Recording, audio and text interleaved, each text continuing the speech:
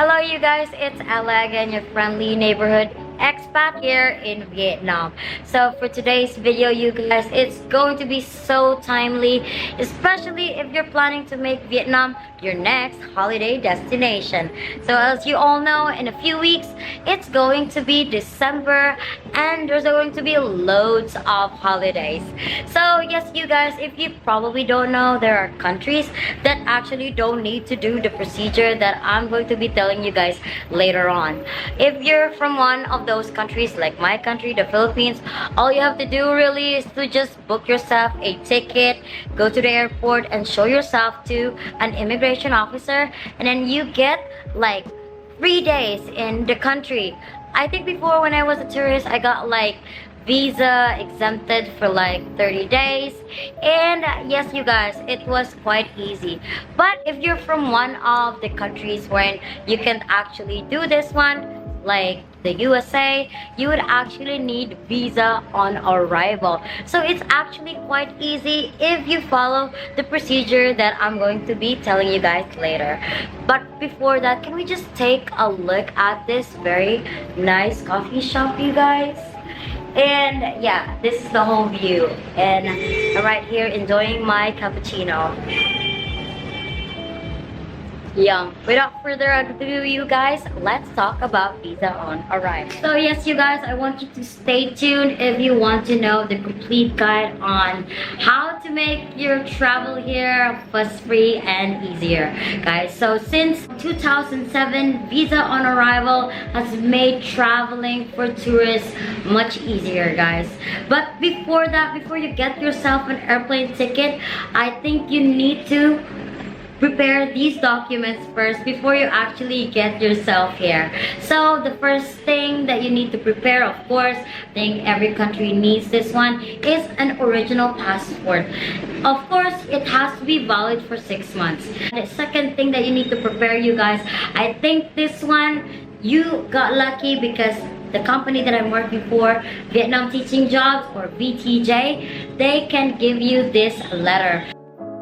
Simply go find VietnamTeachingJobs.com on Google and start looking for your favorite teaching job in Vietnam today. Scroll down and see on the job list that are newly updated every day. So all you have to do, you guys, is to email them or to message them, and then yes, you will get a letter from them. The third one is the NA1, or the Vietnam Visa Application Form. So this one, you can download it from this website, you guys. So the fourth one is the visa photos. So you would actually need to, so it has to be 4 by 6 centimeters or 2 by 2 inches, you guys, and it also has to have a white background. And of course, you guys, you need to prepare money because you're going to have to pay for the visa stamping fee. Okay, so now let's talk about the airport sitch, you guys. Here's the thing, the major airports here in Vietnam are Ho Chi Minh City Airport, which is Tan Son Nhat Airport, and Hanoi City's airport, which is the 𝗍𝗶𝗶 Airport, and the third one is Da Nang, you guys. So basically, if you get to one of these airports, the procedures are actually quite easy and similar, you guys. So if you get to Tan Son Nhat Airport, what you have to do is to go to this counter called the landing visa counter. So you need to submit your documents there, as mentioned earlier, and then you have to wait for a while for your visa to be processed. So when you hear your name, everyone, what you have to do is to now pay for the visa stamp fee. So before everything else, you guys, I want you to check the visa that is attached to your passport, because this can be very important, because I have this friend actually who got his name wrong on his visa. So it had it took a toll on him, because he had to like go to several government agencies to change his name, and you don't want to do that, guys. So next one, you guys, if you go to 𝗍𝗶𝗶 Airport, or to the capital of Vietnam, which is Hanoi, then after getting off your flight, all you have to do is to go to visa upon arrival counter. So after you get there, of course, you need to sign the documents if you have never like done this one yet, and then you have to wait for your name. After waiting for your name to be called, all you have to do is, of course, to get your stamp and pay the fee. So the next one is if you go to Da Nang Airport.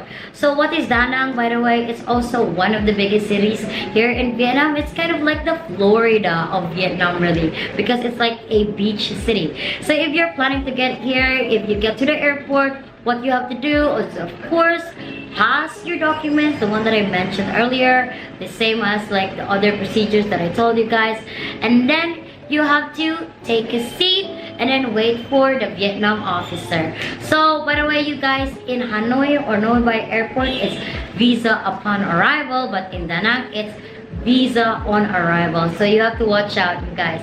So after getting your visa stamp or your visa information, of course, you have to check it again, you guys. It's very important.